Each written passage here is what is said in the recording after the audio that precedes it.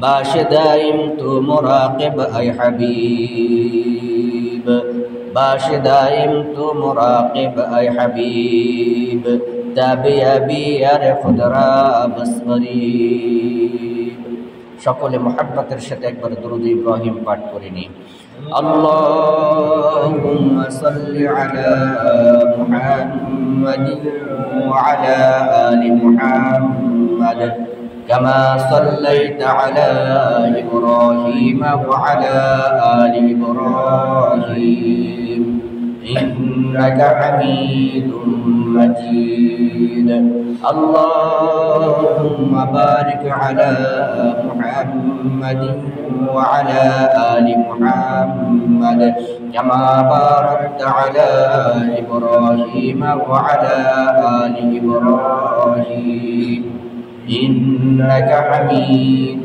مجيد قالوا سبحانك لا علم لنا إلا ما علمتنا إنك أنت العليم الحكيم معزز محترم সম্মানিত মুসল্লিয়ানে কেরাম মহান আল্লাহ রাব্বুল আলামিনের দরবারে অসংখ্য অগণিত শুকর যে আল্লাহ রাব্বুল আলামিন দয়া করে মায়া করে মুহাব্বত করে ভালোবেসে তার ঘরে সবার আগে এসে হাজিরা দেওয়ার তৌফিক আনায়াত করেছেন এজন্য হৃদয়ের গহীন থেকে মুহাব্বতের সাথে কালিমাতুশ শুকর আদায় করে সবাই বলে আলহামদুলিল্লাহ আলহামদুলিল্লাহ আজকে 28 শাবান আরবি মাস 29 এবং 30 হয়ে থাকে যদি 29 হয় তাহলে আগামী রবিবার আমাদের রোজা মুখে থাকবে আর যদি 30 হয় তাহলে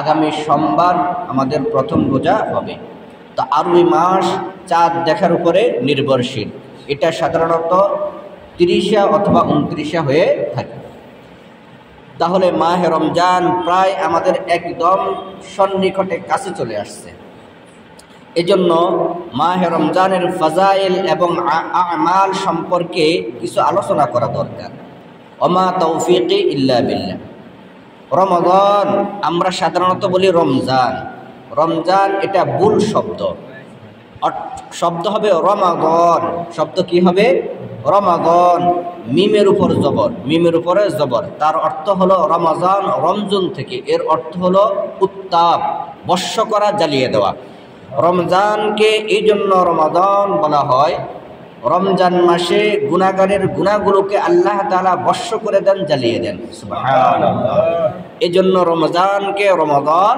বলা হয় হাদিস শরীফের মধ্যে আছে রাসূল করিম সাল্লাল্লাহু আলাইহি ওয়াসাল্লাম ইরশাদ করেন عن أبي هريرة رضي الله تعالى عنه قال قال رسول الله صلى الله عليه وسلم إذا دخل رمضان فتحت أبواب السماء وفي رواية فتحت أبواب الرحمة حضرت أبو هريرة رضي الله تعالى عنه থেকে হাদিস বুখারী শরীফ এবং মুসলিম শরীফে বর্ণিত আছে রাসূল করিম সাল্লাল্লাহু আলাইহি ওয়াসাল্লাম ইরশাদ করেন যখন মাহে রমজান শুরু হয়ে যায় আসমানের সকল দরজাগুলো খুলে দেওয়া হয় সুবহানাল্লাহ অন্য বর্ণনায় আছে ফুতিহাত আবওয়াবুর রাহমা আল্লাহ তাআলার সকল রহমতের দরজাগুলো খুলে দেন সুবহানাল্লাহ অন্য বর্ণনায় আছে আল্লাহ রাব্বুল আলামিন বলেন যে জান্নাতের সকল দরজাগুলো খুলে দেওয়া হয় অগুল্লিকাত আবওয়াব জাহান্নাম এবং জাহান্নামের সকল দরজাগুলো বন্ধ করে দেওয়া হয় অসুলসিলাতিশ শায়াতিন এবং অবাধ্য শয়তানদেরকে শিকল লাগিয়ে দেওয়া হয় বেড়ি করিয়ে দেওয়া হয় তাহলে হাদিস শরীফে বোঝা যায় রাসূল করিম সাল্লাল্লাহু আলাইহি ওয়াসাল্লাম ইরশাদ করেন মাহে রমজান যখন শুরু হয়ে যায় তখন আসমানের দরজাগুলো খুলে যায় রহমতের দরজাগুলো খুলে যায় জান্নাতের দরজাগুলো খুলে যায় এবং শয়তানকে শিকল পরিয়ে দেওয়া হয় এবং জান্নাতের সকল জাহান্নামের সকল দরজাগুলো বন্ধ করা হয় অন্য এক হাদিসের মধ্যে আছে রাসূল করিম সাল্লাল্লাহু আলাইহি ওয়াসাল্লাম ইরশাদ করেন ইযা কানাত আউয়ালু লাইলাতিন মিন রমাদান ইউনাদি মুনাদিন ইয়া বাগিয়াল খাইর আকবিল ওয়া ইয়া বাগিয়াশ শার আকসির ওয়ালিল্লাহি উতাকাউ মিনান নার। রাসূল করিম সাল্লাল্লাহু আলাইহি সাল্লাম ইরশাদ করেন, মাহে রমজানের যখন প্রথম রজনী হয়, প্রথম রাত হয়, আল্লাহ তাআলার পক্ষ থেকে একজন ঘোষণাকারী ঘোষণা করতে থাকেন, ইয়া বাগিয়াল খাইর আকবিল ওয়া ইয়া বাগিয়াশ শার আকসির ওয়ালিল্লাহি উতাকাউ মিনান নার। হে নেক কাজ করনে ওয়ালা, তোমার নেক কাজ বাড়িয়ে দাও। সুবহানাল্লাহ। ইয়া বাগিয়াল খাইর আকবিল ওয়া ইয়া বাগিয়াশ শার আকসির। হে গুনাহ কাজ করনে ওয়ালা, তোমার গুনার কাজ বন্ধ করে দাও। ওয়ালিল্লাহি উতাকাউ মিনান নার। আল্লাহ রাব্বুল আলামিন অসংখ্য অগণিত মানুষদেরকে মাহে রমজানে ক্ষমা করে দেন, জাহান্নাম থেকে নিষ্কৃতি করে জান্নাতি করে দেন, তুমিও তার শ্রেণীভুক্ত হয়ে যাও। সুবহানাল্লাহ। প্রতি রমজানের প্রথম দিন থেকে প্রতি রাতে একদল ফেরেশতা এভাবে ডাকতে থাকেন, ইউনাদি মুনাদিন ইয়া বাগিয়াল খাইর আকবিল ওয়া ইয়া বাগিয়াশ শার আকসির ওয়ালিল্লাহি উতাকাউ মিনান নার। হে নেক কাজ করনে ওয়ালা, তোমার নেক কাজ বাড়িয়ে দাও। হে বদ কাজ করনে ওয়ালা, তোমার গুনার কাজ বন্ধ করে দাও। কেননা আল্লাহ রাব্বুল আলামিন অসংখ্য অগণিত মানুষদেরকে জাহান্নাম থেকে নিষ্কৃতি দিয়ে জান্নাতি করে দেন, তুমিও তার শ্রেণীভুক্ত হয়ে যাও। এজন্য মাহে রমজান উম্মত মুহাম্মাদিয়ার জন্য বিশেষ এক নিয়ামত, বিশেষ এক নিয়ামত। মাহে রমজান হলো কোরআন নাজিলের মাস। কিসের মাস? কোরআন নাজিলের মাস। শাহরু রমাদান আল্লাযী উনজিলা ফীহিল কুরআন। মাহে রমজান, এই মাসে কোরআন নাজিল হয়েছে। ইন্না আনজালনাহু ফী লাইলাতিল কদর। আল্লাহ তাআলা বলেন, আমি কদরের রজনীতে কোরআন নাজিল করেছি। আর লাইলাতুল কদর এটা মাহে রমজানে। হামিম ওয়াল কিতাবিল মুবিন ইন্না আনজালনাহু ফী লাইলাতিন মুবারাকা। আল্লাহ তাআলা বলেন, আমি কোরআন নাজিল করেছি লাইলাতুল মুবারাকার মধ্যে। আর লাইলাতুল মুবারাকার দ্বারা উদ্দেশ্য হলো লাইলাতুল কদর অথবা লাইলাতুন নিসফি মিন শাবান। কোরআন নাজিল করেছেন আল্লাহ রাব্বুল আলামিন রমজান মাসে। এজন্য রমজান মাসের ফজিলতের জন্য শুধু এতটুকুই যথেষ্ট যে এটা কোরআনের মাস। কারণ কোরআন এটা আল্লাহ তাআলার কালাম, এটাকে যেই ধারণ করেছে সেই দামি হয়ে গেছে। এই কোরআনকে যেই ধারণ করেছে সেই দামি হয়ে গেছে। তাহলে এই মাহে রমজান হলো কোরআনের মাস, কোরআন নাজিলের মাস। 2 নম্বর হলো এর মধ্যে আল্লাহ তাআলা রোজা ফরজ করেছেন। ইয়া আইয়ুহাল্লাযীনা আমানু কুতিবা আলাইকুমুস সিয়াম কামা কুতিবা আলাল্লাযীনা মিন ক্বাবলিকুম লাআল্লাকুম তাত্তাকুন।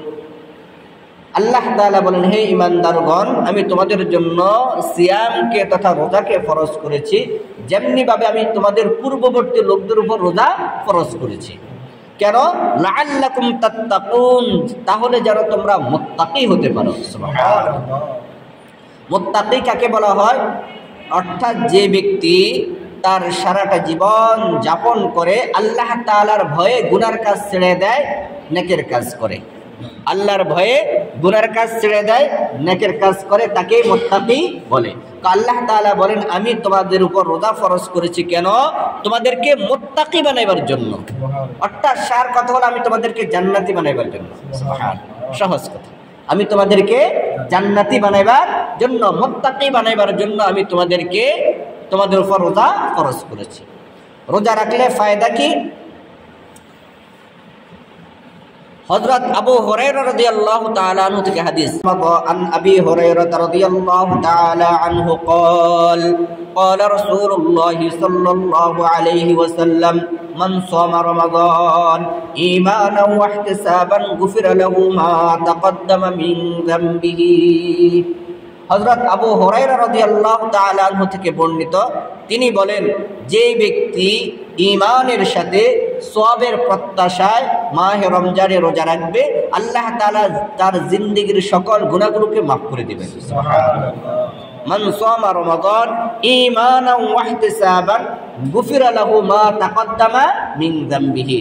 যে ব্যক্তি সওয়াবের আশায় ঈমানের সাথে মাহে রমজানের রোজা রাখবে, আল্লাহ রাব্বুল আলামিন তার পিছনের সকল গুনাহগুলো মাফ করে দেবেন। সুবহানাল্লাহ। তাহলে একজন বান্দার আর কি দরকার?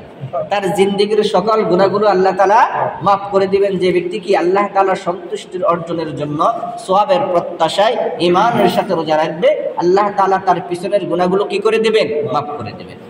বুখারী শরীফের হাদিস, রাসূল করিম সাল্লাল্লাহু আলাইহি ওয়াসাল্লাম ইরশাদ করেন, কিয়ামতের মাঠে জান্নাতের মধ্যে একটা দরজা থাকবে রায়্যান, যার নাম থাকবে কি? রায়্যান।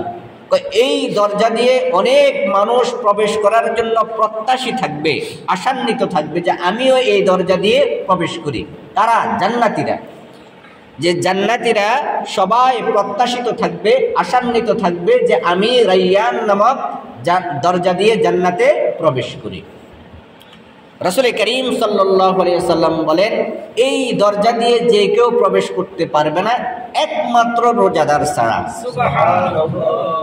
একমাত্র রোজাদার ছাড়া অন্য কেউ এই দরজা দিয়ে প্রবেশ করতে পারবে না। অন্য কেউ এই দরজা দিয়ে প্রবেশ করতে গেলে আল্লাহ তাআলা সেই দরজা বন্ধ করে দেবেন।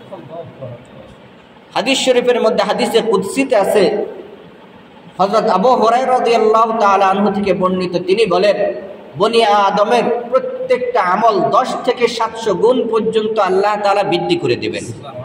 যার ইখলাস যত বেশি তার সওয়াব তত বেশি হবে। ইল্লা সাওম, কিন্তু রোজা ছাড়া। ফাইন্নাহু লি ওয়া আনা আজজি বিহি, আল্লাহ তাআলা বলেন কিন্তু রোজা ছাড়া, কারণ রোজা বান্দা আমার জন্যই রেখেছে, আমি তার প্রতিদান দিব। সুবহানাল্লাহ।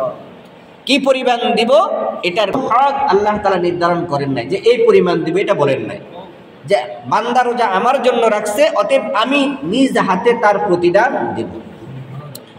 মুহাদ্দিসিনে কেরাম এই হাদিসের ব্যাখ্যা করতে গিয়ে বলেন, এই হাদিসের এই অংশটাকে দুইভাবে পড়া যায়, একটা হলো মারুফ আর একটা হলো মজহুল। একটা হলো মারুফ আর একটা হলো মজহুল। মারুফের সিগা যদি পড়া হয় তখন তার অর্থ হবে যে, তখন সিগা হবে এরকম যে ফাইন্নাহু লি ওয়া আনা আজজি বিহি, তার অর্থ হবে এরকম যে বান্দা রোজা আমার জন্য রাখছে, আমি তার প্রতিদান নিজ হাতে দেব। এটা থেকে যদি ফেলে মজহুল পড়া হয় তখন ইবারত হবে এরকম যে ফাইন্নাহু লি ওয়া আনা উজজা বিহি, যে বান্দা রোজা আমার জন্য রাখছে, আমি স্বয়ং তার প্রতিদান। সুবহানাল্লাহ। একটা হলো আমি নিজ হাতে তার প্রতিদান দিব, আরেকটা হলো আমি খোদা তার হয়ে যাব। সুবহানাল্লাহ। আজীব কথা। যদি আল্লাহ তাআলা কারো হয়ে যায়, ওই বান্দার কোনো চিন্তা আছে? কোনো পেরেশানি আছে? এজন্য হাদিসে কুদসিতে আল্লাহ তাআলা বলেন, বান্দা রোজা আমার জন্য রেখেছেন, অতএব আমি নিজ হাতে তার প্রতিদান দিব, অথবা আমি স্বয়ং আল্লাহ তার হয়ে যাব। রোজাদারের দুইটা আনন্দের মুহূর্ত আছে। কয়টা মুহূর্ত? আনন্দের মুহূর্ত। একটা হলো রোজাদার যখন ইফতার করবে তখন, আরেকটা হলো রোজাদার যখন কিয়ামতের দিন আল্লাহ তাআলার সাথে দিদার করবে তখন। এই দুইটা মুহূর্ত হলো রোজাদারের আনন্দের মুহূর্ত, খুশির মুহূর্ত।